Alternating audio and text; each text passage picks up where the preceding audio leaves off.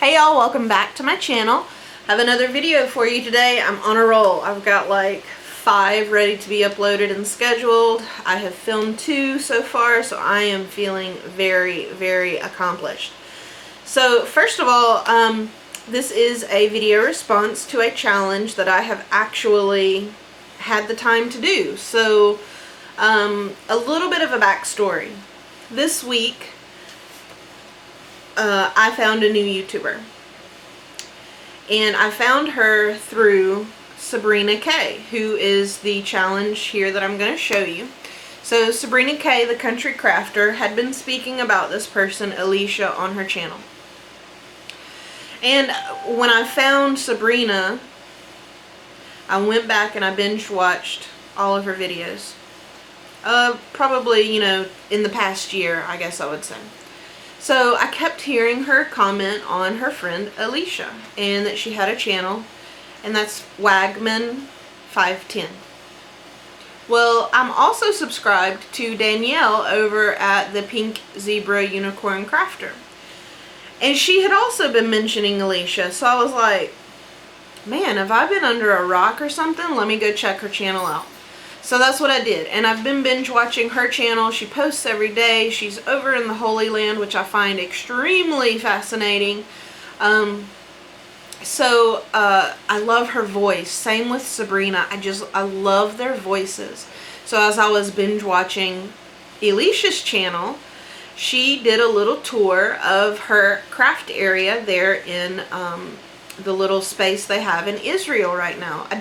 I'm pretty certain that's not her permanent residence, but anyway, she showed how she works in a small space, and she had several projects like laid out and in process, and so while this thing was drying, she worked on this and that. So I have OCD, and I had to reach out to her and just comment on a video randomly, because yesterday I was like, you know what, I'm gonna try to multitask. I have OCD in the craft room. The craft room is probably, surprisingly, the cleanest area of my house. I cannot create in chaos. I'm not one of those people. So after I finish a project, I clean all of that project up. Then I move on to the next one and pull those items out. And I clean as I go.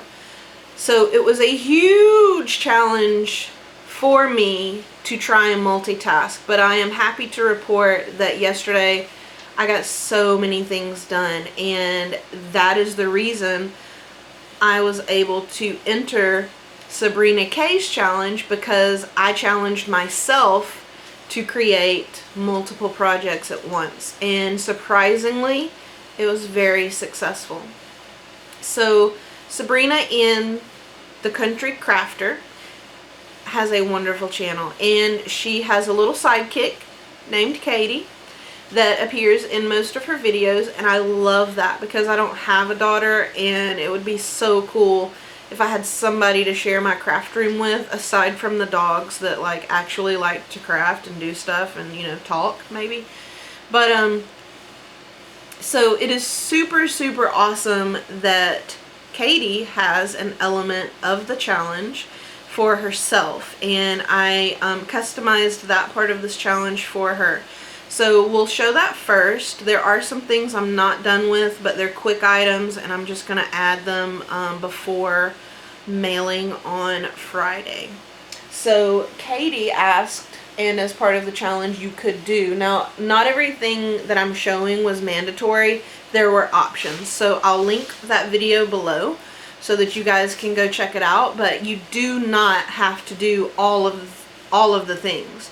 These are just extra entries, and I figured while I was making, let's just make. So Katie loves, and I love the spelling of her name. Can we just take a moment? C-A-Y-D-E-E. That's so freaking cute. So she loves unicorns, and she requested an element of the challenge to be a loaded envelope. Now it is pretty dimensional. I used the cute little paper pad from Michaels that they've just come out with, something in rainbows, but it was perfect, and I had been collecting a good bit of unicorn garb to go with this, and it's really easy. I just used the largest paper dimensions on my envelope punch board. I finally mastered that stupid envelope punch board.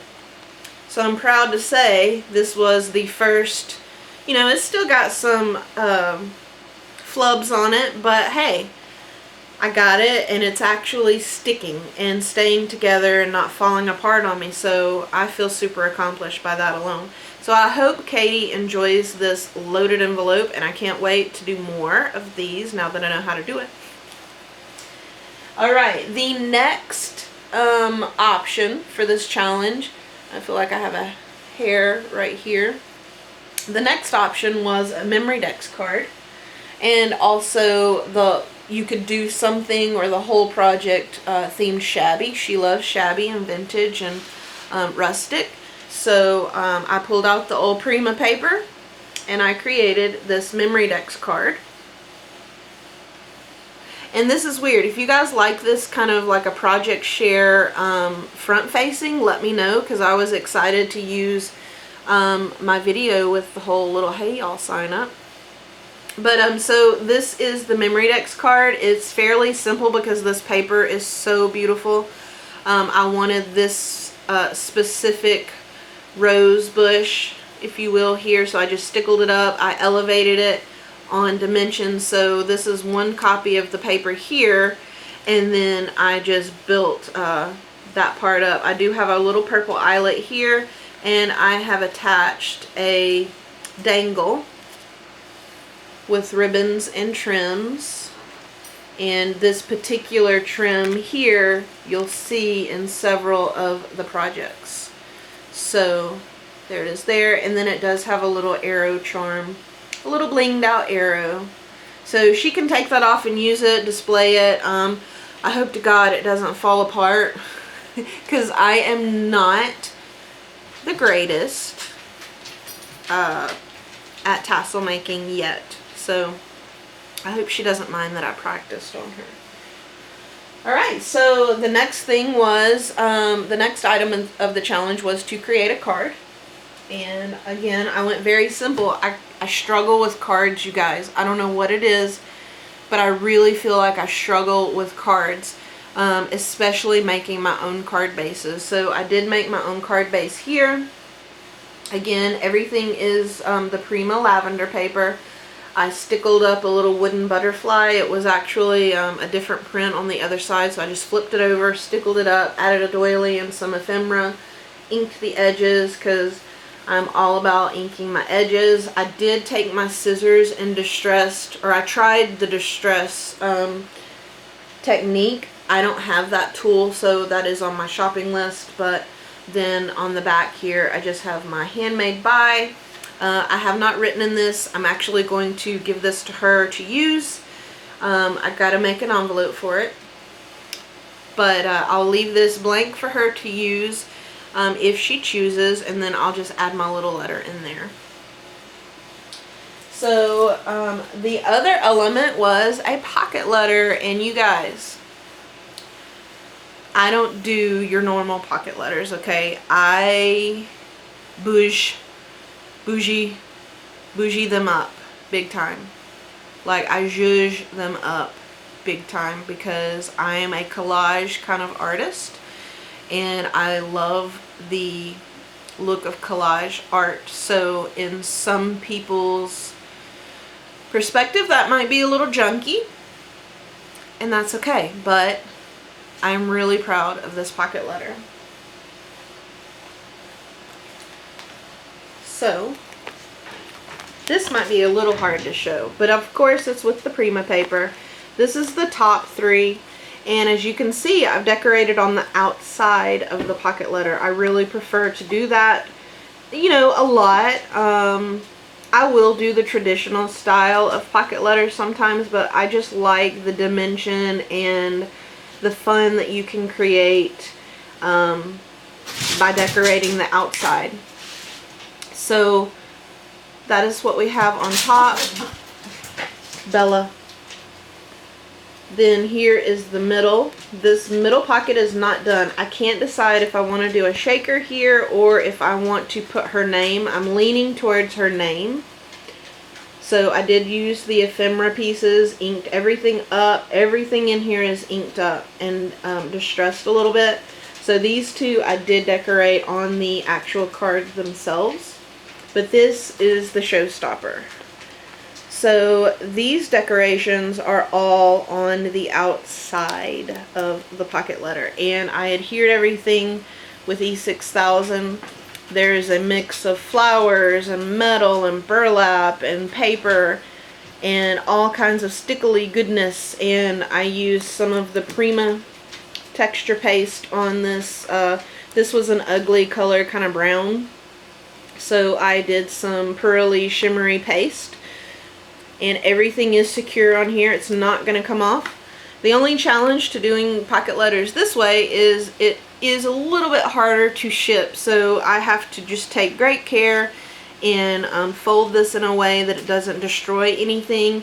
And then make sure it has padding, because as we all know, the postal carriers are not always kind to our projects. So the other thing, I have not filled all of this up yet. Of course, these two bottom ones right here, I won't be able to fill traditionally. So I will fill all the rest of them and then include, which is another element of this challenge, I'll just include some other goodies or some other handmade items so that Happy Mail is also received. So in this one though, I do want to show that I made some tags that she can use. So I made 3. I don't know why we make in 3s, but that's how I do it also. But again, using some of the paper scraps, I created this tag. It's really simple. Added the gold trim, layered it up, and then I just stamped on the back with love, and she can include whatever she wants to if she wants to use these. If she's like me, she might hoard them. I'm not sure. Because you guys know, I haven't been crafting but for like 2.5 years. So, I'm always concerned and nervous when I'm sending something to a new friend. It's like, are they gonna like it? Am I on their level? So there's always that little fear, but hopefully I have done her love for vintage well, and she will enjoy this. So I just saw the neighbors pull up. My dogs are gonna start barking, and I want to save you guys from that. So with that said, much love, and I'll see you guys in the next video.